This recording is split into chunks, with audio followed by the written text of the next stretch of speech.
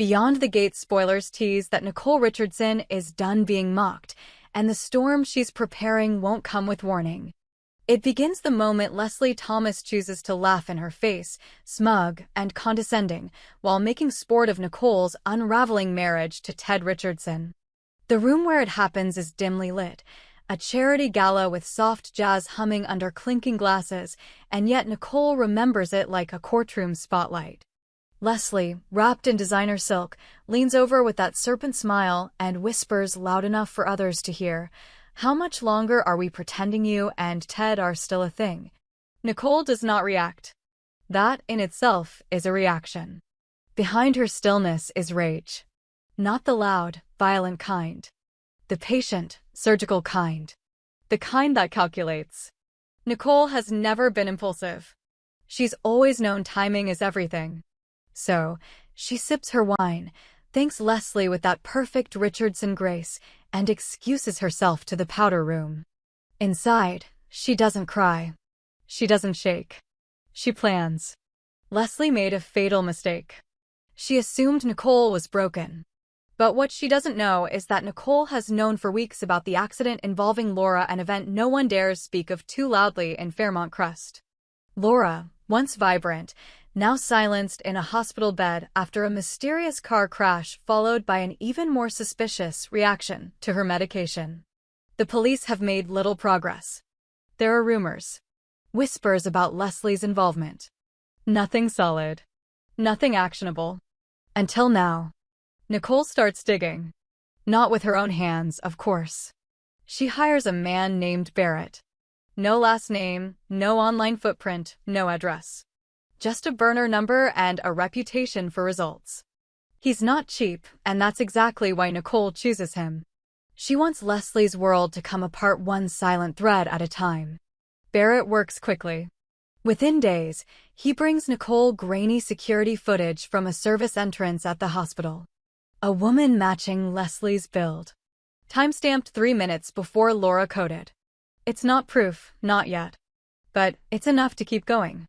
Meanwhile, Nicole starts playing her part perfectly. She sends flowers to Leslie's home. She hosts brunches, invites her over, pretends to laugh at Leslie's cruel jokes. She pretends to be the friend Leslie never thought she had. All while Barrett continues the hunt.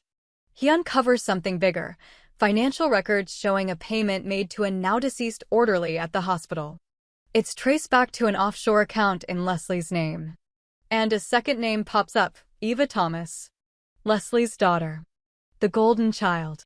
The one who had everything handed to her, including Nicole's former position under Ted. The implications are huge. Nicole pieces it together. Leslie and Eva may have orchestrated both the accident and the hospital cover-up. Laura had become inconvenient, too close to discovering something. Maybe it was about Ted. Maybe it was about the firm. Whatever it was, Leslie couldn't risk it.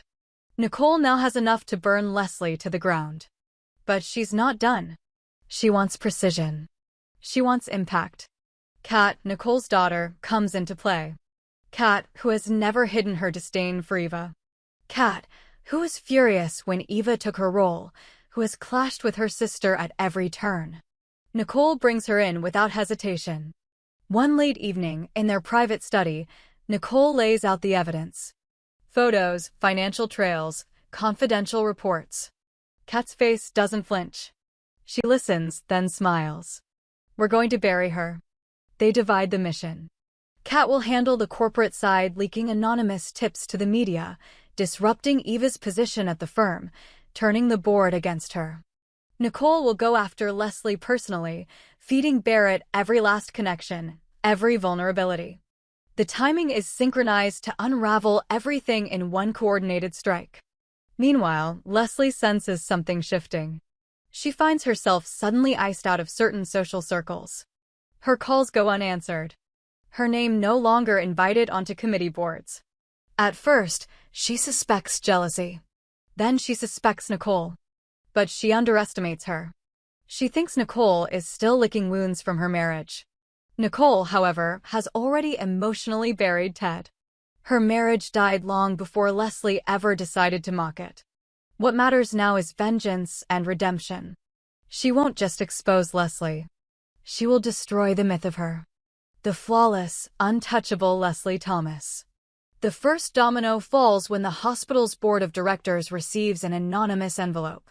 Inside are internal reports, the payment trail, and a request to review the handling of Laura's case. One board member, a friend of Nicole's, pushes it through. Then comes a scandal at the firm. Kat releases an internal audit showing discrepancies in Eva's billing logs. Clients begin to question. Ted tries to defend Eva, but even he starts to question her judgment. The whispers grow louder. By the end of the second week, a news outlet breaks the story. Prominent Fairmont socialite implicated in patient poisoning probe. Leslie's home is swarmed by cameras. Eva is placed on leave. The district attorney announces a grand jury. And Nicole watches it all unfold from her garden, cup of tea in hand, with the calm of someone who knew exactly how this would end. But she isn't quite finished. The final step is subtle. Barrett delivers one more file, a signed confession, coerced from an ex-lover of Leslie's, who claims she bragged about the hospital incident during a drunken weekend in Lake Marlow. It may not be admissible, but it's damaging enough to ruin Leslie's character in court. Nicole forwards it anonymously to the DA. And just like that, Leslie goes from suspect to defendant. As Fairmont Crest reels from the fallout, Nicole stays silent. She doesn't attend the hearings. She doesn't grant interviews. She simply removes Leslie from her life, from her memories, from the social map. Kat, now with Eva ousted, regains her footing. She secures her own client list, starts building her own name under Chelsea's mentorship. For the first time, she feels free of her father's shadow and Eva's sabotage. Nicole finally walks through her house and sees it not as a reminder of a broken marriage, but as a monument to her resilience. And somewhere, in a sterile courtroom, Leslie sits alone. No more cameras. No more power. Just silence and the echo of a life that unraveled, thread by thread, in the hands of a woman she should never have underestimated. But in Fairmont Crest, even victories come with consequences. And the true reckoning is just beginning.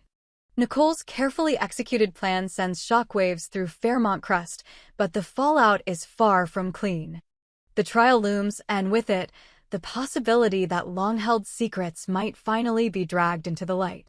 Leslie's defense team scrambles to keep her out of jail, but the mounting evidence, from offshore transfers to witness testimonies, builds a wall too high for her to climb. She appears in court with carefully curated dignity, but behind closed doors, she is unraveling. The same people who once drank champagne in her garden now won't return her calls. Nicole doesn't rejoice. Instead, she watches with surgical detachment, aware that the war she started may not end exactly where she planned. Eva, once an afterthought in the revenge plan, begins to fight back. Despite being suspended, Eva uses her resources and connections to dig into Kat's sudden corporate rise. She unearths a potential financial irregularity in Chelsea's handbag startup, something minor but enough to stir doubts. Eva leaks the story to a business gossip site under an alias. The article hits just days before a major investor meeting. Kat, blindsided, confronts Chelsea. There's tension. Chelsea demands to know if Kat had been hiding anything.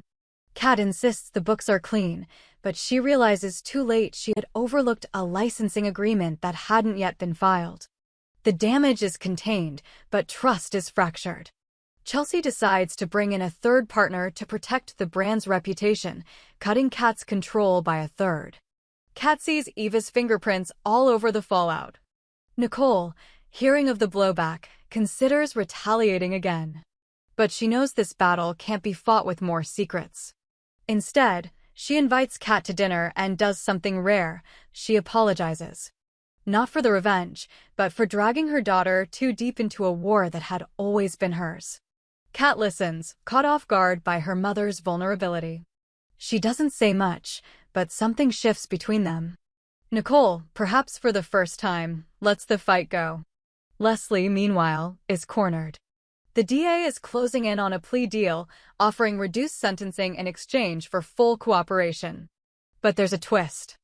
To secure the deal, Leslie must give up Eva, detailing her involvement in the cover-up. Leslie hesitates. Her relationship with her daughter has always been transactional, strategic, but this would be betrayal of the highest order. For the first time, she finds herself asking whether her empire is worth the cost of destroying her child. Eva senses the walls closing in. She visits Leslie, demanding to know what the prosecution has. Leslie is cryptic, distant, and Eva leaves more paranoid than ever. She begins her own campaign to protect herself. She tries to blackmail Barrett, the shadowy investigator Nicole had hired, offering him a payout to disappear and take the evidence with him. Barrett, ever the professional, declines. But he records the conversation and sends it straight to Nicole. Nicole forwards it to the DA. It seals Eva's fate. The indictment comes swiftly.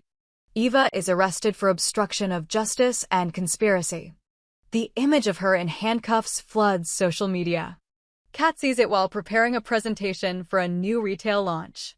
She pauses, conflicted. Despite everything, Eva is still her sister. But Kat does not reach out. She closes the tab and goes back to work.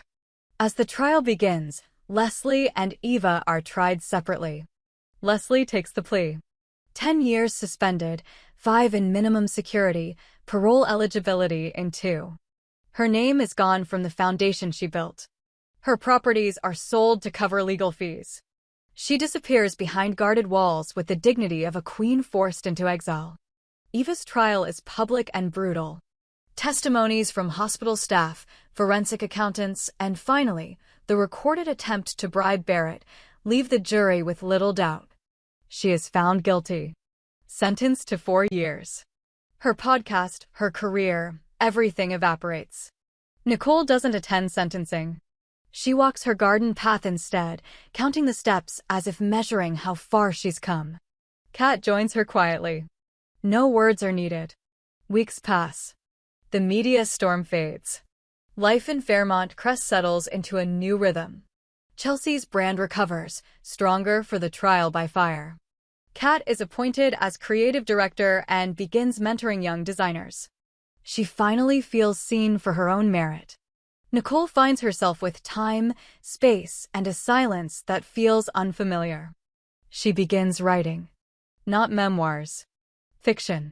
Thinly veiled truths buried in characters who lie, betray, and occasionally redeem themselves. The first chapters are raw. Cathartic. She doesn't plan to publish. Not yet. One morning, Kat surprises her with coffee and a single sheet of paper. It's a business proposal. A new foundation.